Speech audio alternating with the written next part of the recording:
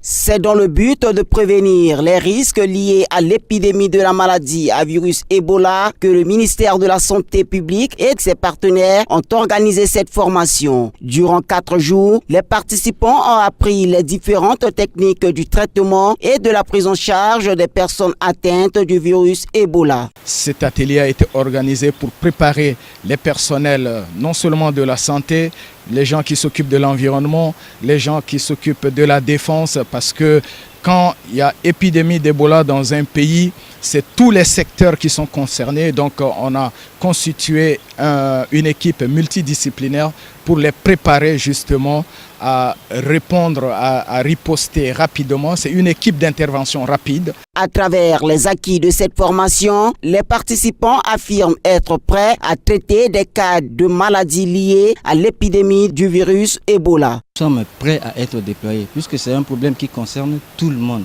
Et si on ne s'engage pas maintenant, alors que nous avons déjà les acquis, nous exposons toute la population.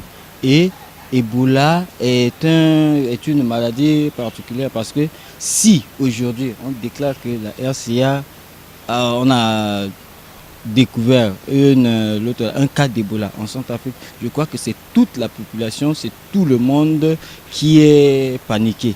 Vu les dangers que comporte le virus Ebola, la mobilisation de toutes les institutions étatiques et privées, ainsi que celle des citoyens centrafricains, s'avère nécessaire.